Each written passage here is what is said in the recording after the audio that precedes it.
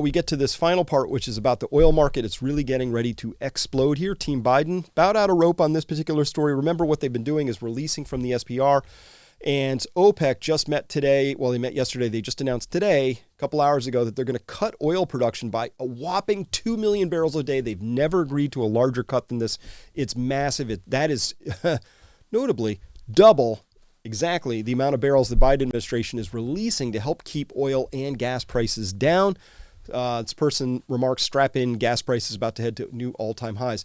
I don't know if OPEC can actually accomplish this level of coordination to drop their production by 2 million barrels a day, but it's indeed very symbolic, and they probably will get some of that. I don't know if they can get all of that. We'll see. Anyway, the world's already out of oil. Like, our inventories are super tight of crude oil itself, refined products secondarily. We here in the eastern part of the United States, super, like, tight inventories already of diesel, heat, home heating oil, stuff like that. The United States has had a wonderful trade export because our refineries are making a lot of gasoline, a lot of diesel, shipping it all out to primarily Europe. So the United States has been exporting a super duper amount of this stuff.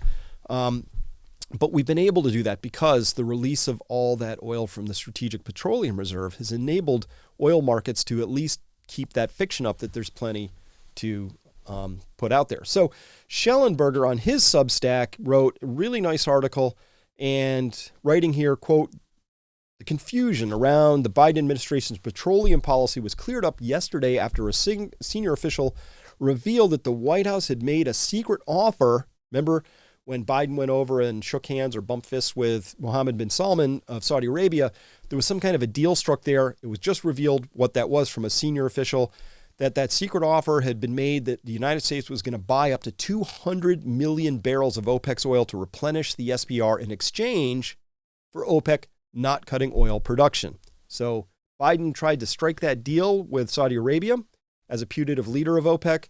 And guess what?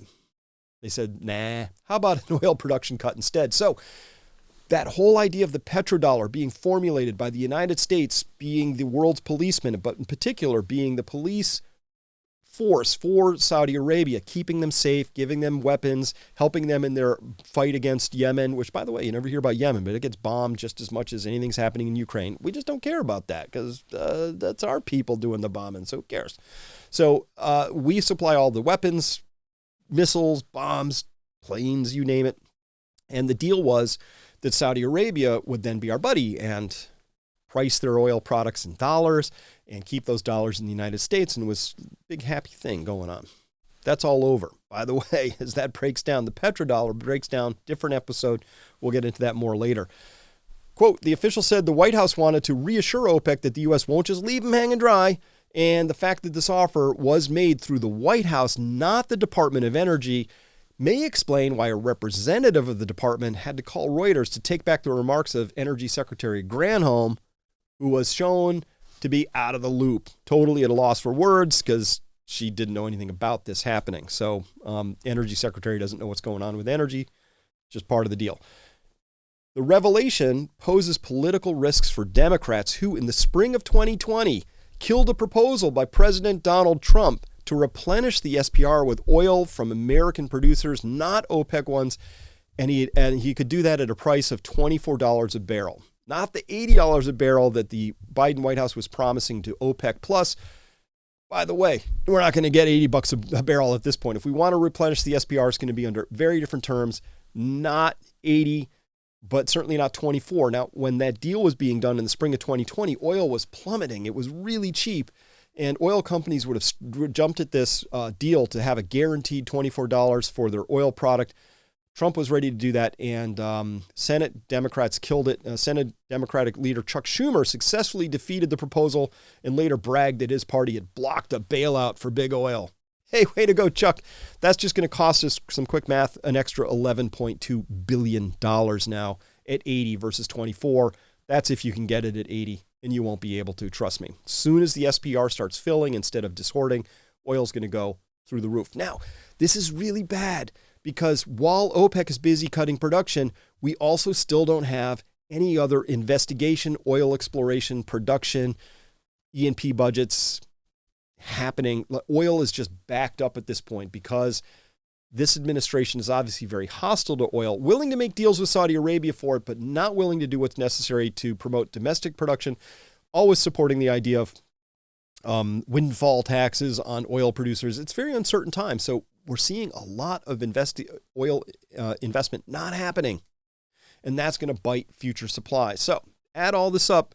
I think what we're looking at here is not cool. By the way, this is what the SPR has done, and this is the Biden trying to buy the midterms here, I think is how we interpret that. It's about $350 million a week of additional support, tailwind for the incumbents because it makes gasoline prices come down. That makes people happy. Hey, look, I'm paying less at the pump, and more likely to vote in incumbents under that set of terms. But make no mistake about it, filling that back up is going to be enormously expensive. And if we ever got into a shooting war and we needed it, it won't be there. I consider this an act of treason right here. This is selling out the country under very unfavorable terms for political gain, short-term political gain. It's nothing strategic about what's happening to the Strategic Petroleum Reserve. This is not good.